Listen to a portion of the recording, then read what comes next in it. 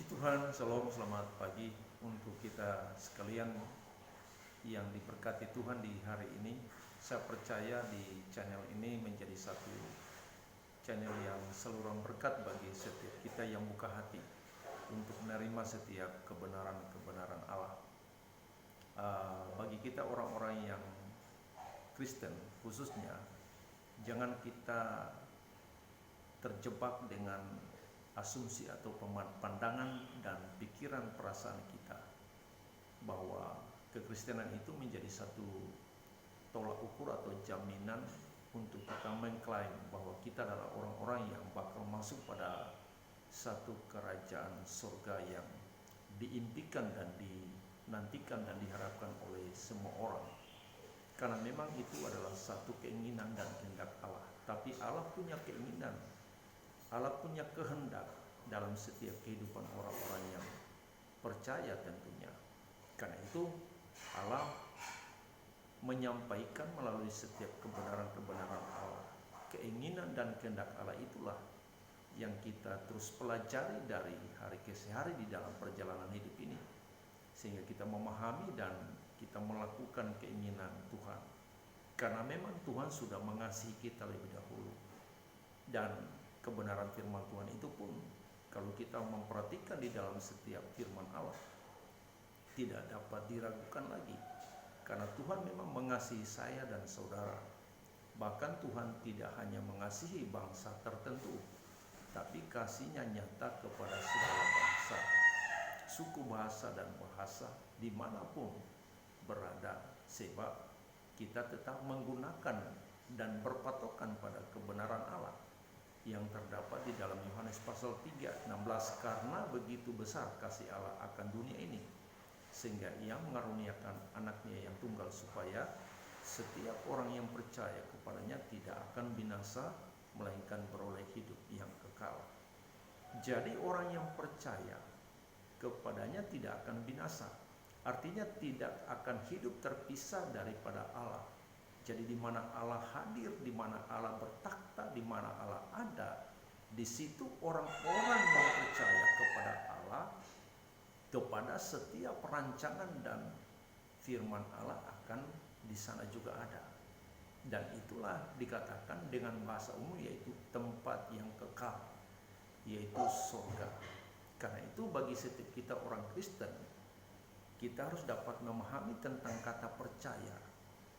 Kata percaya ini kalau kita menafsirkan secara iman Kristen, percaya itu adalah satu ketaatan pada kehendak Allah. Karena itu Allah punya kehendak. Allah yang maha kuasa di dalam Kristus Yesus Tuhan kita punya kehendak. Kehendak Allah itu untuk dilakukan oleh orang yang percaya. Jadi kehendak Allah itu di dalam kebenaran Tuhan. Jadi manakala kita melakukan kehendak Allah, di sanalah sesungguhnya kita adalah orang-orang yang percaya.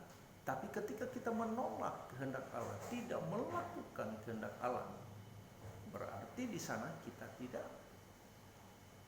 mendapat bagian bersama dengan Bapa. Jadi antara melakukan dan tidak melakukan kehendak Allah itu pasti bertolak belakang. Allah menghendaki setiap orang yang percaya dan melakukan. Jadi percaya di sini adalah melakukan kehendak Allah, sehingga di dalam kitab Ibrani pasal yang ke-11 contoh-contoh orang-orang yang beriman di sana, orang-orang yang percaya, baik yang ada di dalam PL, berbicara tentang mereka percaya kepada Allah dan mereka melakukan. Abraham, dia percaya dan taat kepada Allah, dan dia melakukan apa yang diinginkan oleh Allah untuk ia laksanakan. Ia mempersembahkan Ishak, anak satu-satunya, kepada Allah sesuai keinginan Allah. Haleluya. Sehingga Allah memperhitungkan itu kepadanya. Bagaimanapun seorang Nuh yang taat, setia, dan percaya akan perkataan firman Allah dengan setia dan tekun, dia mengerjakan bahtera yang diperintahkan Allah untuk ia kerjakan dengan tekun dan setia. Dia melakukan setiap sabda firman Allah. Jadi orang-orang yang percaya ini, orang-orang yang beriman adalah orang-orang yang melakukan kehendak Allah, bukan tidak melakukan. Karena itu firman Tuhan berkata di dalam Injil Matius pasal 7 ayat yang ke-21, bukan setiap orang yang berseru Tuhan, Tuhan akan masuk pada kerajaan surga, melainkan mereka yang mendengarkan firman Allah dan melakukannya. Jadi melakukan firman Tuhan, saudara, percaya kepada firman Allah dan melakukan firman Tuhan, itu ukuran Tuhan. Karena itu saya mau sampaikan kepada Tuhan, jangan kita terjebak, khususnya orang-orang Kristen pada umumnya, dimanapun Anda berada, jangan sampai kita terjebak dalam pandangan pribadi kita secara organisasi atau secara pandangan pemahaman kita tentang kebenaran Allah. Kita harus masuk pada kebenaran Allah. Kita harus ikuti kehendak kebenaran Allah itu sendiri. Jadi barang siapa yang percaya kepadanya tidak akan binasa. Percaya pada siapa? Kepada Allah dan rancangan Allah untuk menyelamatkan manusia. Itulah Yesus Kristus Tuhan. Dan Yesus telah menyampaikan firman Allah. Kemudian Yesus juga telah mati untuk kita, bangkit untuk kita, naik ke surga untuk kita, dan akan datang pada pula untuk kita. Dan berita tentang kebenaran Injil ini disampaikan, diteruskan oleh para rasul, murid-murid Tuhan. Dan sampai hari ini, kalau Anda mendengarkan firman Tuhan, percaya kepada Allah di dalam Kristus Yesus Tuhan, lakukanlah firman Tuhan di dalam hidup kita. Lakukan kebenaran firman Tuhan, bukan hanya beribadah, setia beribadah, tetapi melakukan perubahan terjadi, pertobatan terjadi.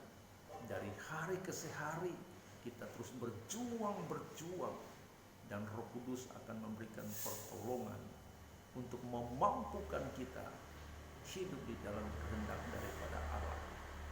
Saya percaya, yakin, apabila kita buka hati kita, haleluya, kita akan mengalami lawatan kuasa Tuhan yang akan memberikan kekuatan dan pertolongan kepada saya dan saudara. Tuhan Yesus memberkati kita sekalian di pagi hari ini. Shalom.